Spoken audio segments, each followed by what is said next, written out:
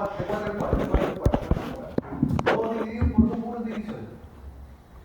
Tú cuando construyes, efectivamente cuando tú haces esto, tú no hormigonas una losa, después una losa, después una losa, no, tú hormigonas todo de uno. Y lo que haces, ¿no es cierto?, después generas tus divisiones estructurales que corresponden, ¿no es cierto? Ya. Este ejemplo es un ejemplo, ¿no es cierto?, en el que solamente los bordes del interior de tu losa están empotrados. Es decir, empotrado ahí, empotrado ahí, y libre en todo el bordo. Entonces, si yo quisiera analizar cada una de estas losas como por separado, en este caso cada una tendría solamente dos bordes empotrados y el otro libre. ¿Sí? ¿Se entendió? Sí. Ya, entonces en este caso es siempre importante ver las condiciones. Por si yo les decía, sobre todo el grupo del señor Valencia, les decía que cuando la idea de la tarea es que ustedes vean el elemento que quieren analizar, pero además vean el todo. Porque el todo te define las condiciones de borde de lo que estás haciendo. Por ejemplo, en el ejemplo de la escalera del Cencosud, no sirve de nada que yo hubiese ido a las rejas si no me fijaba que la escalera estaba o no adosada a la superestructura. A eso me refiero con ver el todo. Cuando uno ve el todo, tiene que hacer esto. Porque la losa no está jugando sola, está compartiendo planos, ¿no es cierto?, con los otros departamentos. ¿Sí? Entonces, en este caso, el problema que nos dice es que, ¿no es cierto?, tenemos la losa enfocada en los 4 bordes. De una forma está restringida de girar. Y nos dicen que podemos, fíjense que el problema de nuestra forma estaba diseñado, estaba colocado de tal forma que ustedes se dieran cuenta que tanto en planta, ¿no es cierto?, por un tema geométrico que por un tema de restricciones, daba lo mismo donde pusieron ustedes la viga. Daba lo mismo porque la luz no te iba a cambiar. Tenía 7 metros acá y 7 metros acá. Entonces, si alguien pensaba que podía poner la viga así, ni un problema. Si alguien podía pensar que podía poner la viga así, ni un problema. Ahora, si este metro, si estos 7 hubiesen sido 6 metros, ahí tenemos una condición geométrica. Tenemos que elegir siempre la menor luz. Entonces ahí la viga obligatoriamente tendría que haber estado, ¿no es cierto?, en los 6 metros. Pero en este caso, ¿no es cierto?, daba lo mismo donde yo colocara la viga porque la luz era cuadrada. Y las condiciones de borde, ¿no es cierto?, eran iguales en todos sus extremos. Por lo tanto, el problema hasta ahora se nos reduce a colocar una viga americana, white flash, que nos dice que va a estar empotrada a sus extremos y que va a tener esta sección, este modelo de carga. Este va a ser mi viga.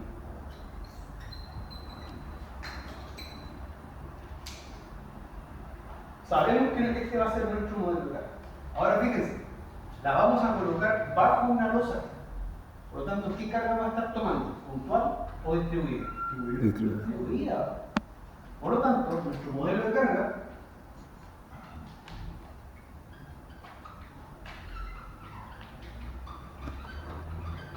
era ese. Esa era la visualización que había que ver en la brecha.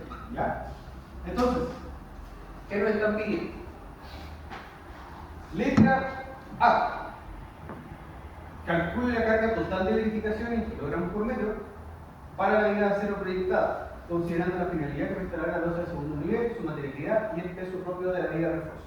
Entonces, de otra forma, lo que nos estaban diciendo eran todas, de otra forma, las cargas que teníamos que considerar. Este era nuestro punto total, ¿no es cierto? Tenemos que considerar al Q del peso propio de la viga,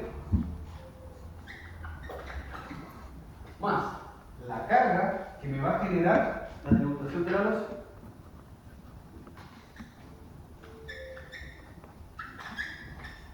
y más la sobrecarga de uso.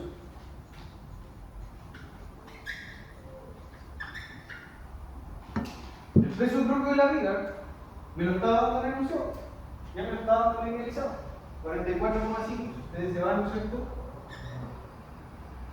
formulario. El formulario venía, ¿no es cierto?, con la información de cuál era el peso propio de la viga, 44,5 kilos por metro cúbico. El Q del peso propio de la losa se saca de la geometría.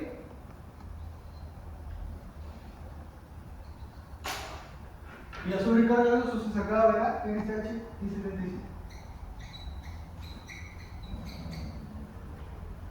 ¿Sí? Entonces,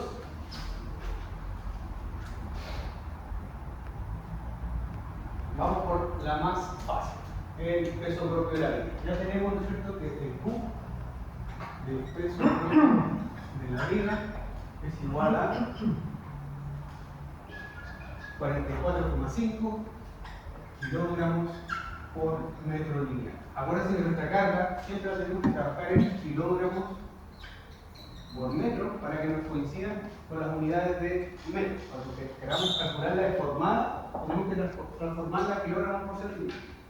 Listo, tenemos una de ellas. Luego, la sobrecarga de uso. La sobrecarga de uso, ¿no es cierto?,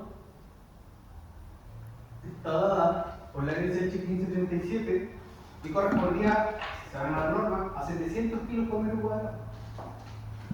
700 kilogramos por metro cuadrado. 7 kilogramos por metro. ¿Sí? ¿Y cómo sacábamos el área tributaria? Como les dije, como teníamos, ¿no es cierto?, en cualquier sentido que colocásemos la viga nos iba a resultar la solución, ¿no es cierto?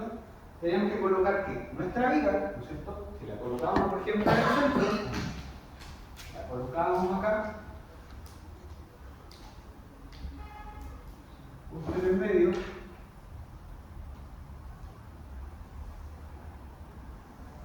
¿cierto?, tenía que ser capaz de soportar la mitad del área tributaria y las otras dos mitades se la tenía que tomar, ¿no es cierto?, el elemento de borde. Por lo tanto, su área tributaria iba a ser 25 más 25%. 25 más 25 es 7 partido por 2, 3,5 metros. Y el otro 25% tendría que llevar esta parte y esta parte. ¿Sí? Entonces, si por ejemplo, supongamos, visualicemos que aquí de borde había unas vigas colaborantes bajo la losa, esa viga colaborante sí va a tener que llegar al 25%. Porque ya la viga, ¿no es cierto?, la viga central se está llevando la mitad del peso de la losa. ¿Ya? Entonces, la sobrecarga es exactamente lo mismo. Todo lo que coloquemos acá, la mitad de ese peso se lo va a llevar, ¿no es cierto?, nuestra viga principal. Por lo tanto, nuestra sobrecarga la tenemos que multiplicar por 3,5 metros. Y eso nos da un total de 2.450 kilogramos por metro. 2.450 kilogramos por metro. Estamos linealizando entonces carga a carga. Luego nos queda, ¿no es cierto?, ya tenemos el de la viga, el de la NSH 1537 y nos queda ahí el peso propio de la losa.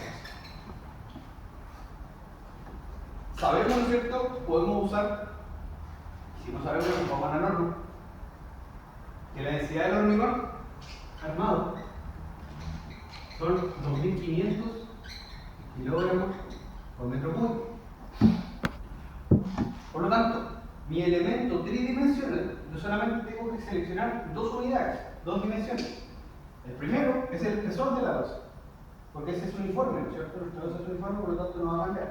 Entonces ya tenemos una de las unidades. Entonces, para calcular el peso propio de la losa, vamos a utilizar 2.500 kilogramos por metro cúbico por 0,3. Transformamos muy bien, transformamos el espesor a metros. Y ahora, ¿no es cierto?, tenemos que calcular cuál es nuestra, ¿no es cierto?, nuestro ancho tributario. En este caso, como nuestra viga, nuestro problema era uniforme, ¿cierto? De nuevo, como hubiésemos colocado la viga en X o Y, nos iba a dar igual el resultado. ¿Y cuál iba a ser el ancho tributario? Los mismos 3,5. Esos metros cuadrados se me simplifican con estos metros cúbicos y el problema me queda ahí, kilogramos por metro. Ese resultado, ¿no es cierto?, me da un valor de 1.188 kilos por metro lineal. Ahí lo que estoy haciendo, ¿no es cierto?, es transformando el peso por unidad de volumen y lo estoy llevando, ¿no es cierto?, a una carga, Entonces ya sé, ya tengo, ¿no es cierto?, todos mis estados de carga concentrados en la misma forma. ¿Ya? Listo. Ahora, ¿qué tengo que hacer? Sumarlos. Entonces, mi Q total iba a ser 44,5 más 2450 más 1138. Y eso me da un valor total de 3632,5 kilogramos por metro.